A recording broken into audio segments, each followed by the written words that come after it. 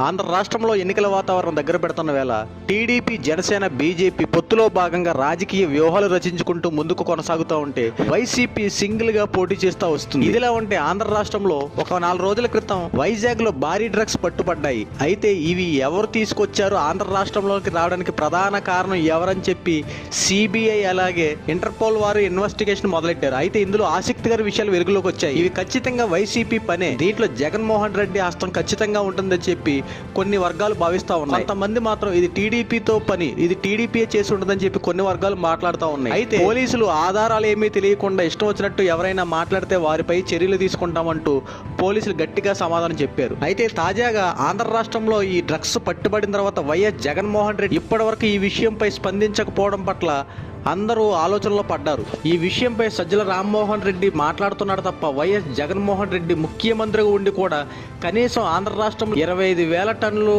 పట్టుబడిన కనీసం దీనిపై మాట్లాడకపోవడం ఖచ్చితంగా దీంట్లో వైఎస్ఆర్సీపీ పార్టీ జగన్మోహన్ రెడ్డి హస్తం ఉంటుందని చెప్పి అందరూ భావిస్తా ఉన్నారు. అయితే ఇదిలా ఉంటే నారా లోకేష్ కూడా ఒక ప్రెస్ మీట్ లో మాట్లాడుతూ ఆంధ్ర రాష్ట్రంలో ఎన్నికల వాతావరణం దగ్గర పడుతుంది కాబట్టి ప్రత్యేకంగా ఎన్నికల కమిషన్ శ్రద్ధ చూపించాల్సిన అవసరం చాలా ఉంది. ఎందుకంటే తాడేపల్లి ప్యాలెస్ ను క్యాంపుగా చేసుకుని అలాగే భారతీ సిమెంట్స్ లో కూడా అలాగే సజ్జల రామకృష్ణారెడ్డి ఇంట్లో కూడా కొన్ని వేల కోట్ల రూపాయలు దాగున్నాయంటూ నారా లోకేష్ ఈసీకి కంప్లైంట్ చేశారు. దీనిపై ఎట్టి పరిస్థితుల్లో మీరు అవగాహన కల్పించి దీనిపై సరైన శ్రద్ధ తీసుకొని ఎన్నికలకు సహకరించాలని చెప్పి ఎన్నికల కమిషన్ ని నారా లోకేష్ గారు కోరారు. ఓటుని నోటుతో కొనాలని చెప్పి వైసీపీ ప్రభుత్వం భావిస్తుంది. దీన్ని ఎట్టి పరిస్థితులు అడ్డుకోవాలంటూ నారా లోకేష్ ఈసీకి ఫిర్యాదు చేశారు.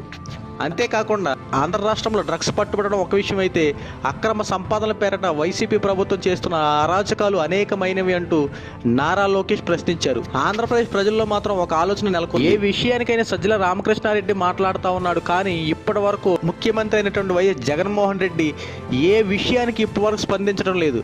ఆంధ్ర రాష్ట్రంలో ఒకవేళ 2024లో గనక వైఎస్ జగన్మోహన్ రెడ్డి అధికారం సాధిస్తే వైఎస్ జగన్మోహన్ రెడ్డి సీఎం అవుతాడా లేక సజ్జల రామకృష్ణారెడ్డి సీఎం అవుతాడో తెలియక ఆ పార్టీలో కొన్ని చర్చలు జరుగుతున్నాయంటూ ఆ పార్టీలోని కొంతమంది నేతలు మాట్లాడుతూ ఉన్నారు. ఏదేమైనట్టుకి ఆంధ్ర రాష్ట్రంలో వైఎస్ జగన్మోహన్ రెడ్డి పేరు కన్నా సజ్జల రామకృష్ణారెడ్డి పేరు వినపడుతుందనడంలో ఎటువంటి సందేహం లేదు. మీ అభిప్రాయాన్ని కామెంట్ రూపంలో తెలియజేయండి. మరిన్ని అప్డేట్స్ కోసం మన ఛానల్ సబ్స్క్రైబ్ చేసుకోండి.